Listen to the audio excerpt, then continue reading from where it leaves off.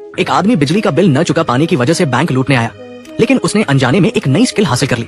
जैसे ही उसकी नजर बैंक के कर्मचारी से मिली, दोनों की आंखों की पुतलियां तेजी से बड़ी हुई और बिजली की तरह चिंगारी के बीच अचानक दोनों के शरीर आपस में बदल गए।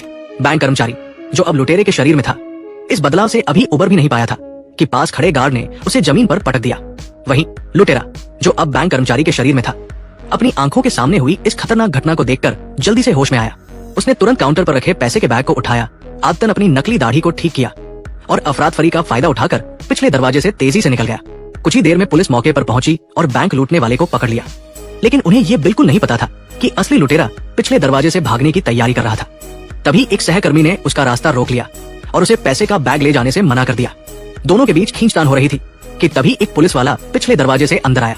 उसने सोचा कि ये बैंक कर्मचारी का फायदा उठाकर पैसे लेकर भाग रहा है। उसने तुरंत वॉकी टॉकी से अपने कप्तान को सूचना दी, बैग छीन लिया और उसे गिरफ्तार करने की तैयारी करने लगा। लेकिन उसी पल बिजली की चमक के बीच बैंक कर्मचारी अपने शरीर में वापस आ गया और लुटेरा पुलिस वाले के शरीर में चला गया। उसने तुरंत पिछले दरवाजे से भाग निकाला। कप्तान ने वॉकी टॉकी से अपने सहकर्मी को बुलाया, लेकिन जवाब देने वाला कोई और नहीं बल्कि बैंक लूटने वाला लुटेरा था।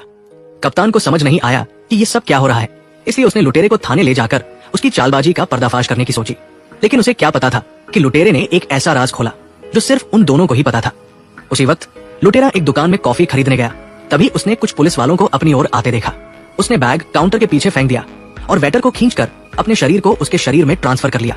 फिर बैग उठाकर पिछले दरवाजे से भाग गया, लेकिन ज्यादा दूर नहीं जा पाया क्योंकि वेटर के पैर में पुरानी चोट थी। उसने तुरंत एक दौड़ते हुए आदमी को निशाना बनाया, बैग उसके सीने में ठूंस दिया और जब पीछे से पुलिस ने वेटर को पकड़ लिया तो लुटेरा उस दौड़ते आदमी के शरीर में चला गया और मौके से फरार हो गया। दूसरी ओर कप्तान को लुटेरे की बातों पर यकीन नहीं हुआ। उसने बैंक कर्मचारी को बुलाकर पूछताछ शुरू की। कर्मचारी को याद नहीं था कि उसने पैसे लेकर भागने की कोशिश की थी। उसे बस इतना याद था कि लुटेरे से आंखें मिलते ही उसे ऐसा लगा जैसे वो सम्मोहित हो गया हो और दोनों के शरीर बदल गए हों। तभी एक दूसरा पुलिस वाला आया और कप्तान को बताया कि कॉफी शॉप में उनका गायब सहकर्मी मिला, लेकिन पैसे का बैग उसके पास नहीं था। कप्तान तुरंत पूछताछ कक्ष में लौटा और लुटेरे से बैग के बारे में पूछना चाहता था, लेकिन अब वहां कोई और शख्स था। कप्तान को शरीर बदलने की बात पर यकीन नहीं था, लेकिन उस शख्स की घबराहट नकली नहीं लग रही थी। उसने धैर्य से उसे शांत किया और उसकी पहचान व घटना के बारे में पूछा। अब सबके फोन की बैटरी कितनी है, कमेंट में बताएं। एक ही बैटरी प्रतिशत वाले दोस्त बन सकते हैं। कैमरा घुमा और लुटेरा नए कपड़ों में एक कपड़े की दुकान से बाहर निकला। तभी उसने दूर से पुलिस की गाड़ी देखी और घबराकर एक दुकान में भागा।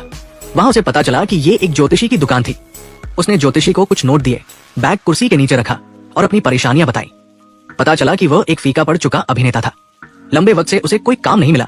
उसकी प्रेमिका शायद उसे धोखा दे रही थी और घर का किराया व बिजली का बिल भी नहीं भर पा रहा था, इसलिए उसने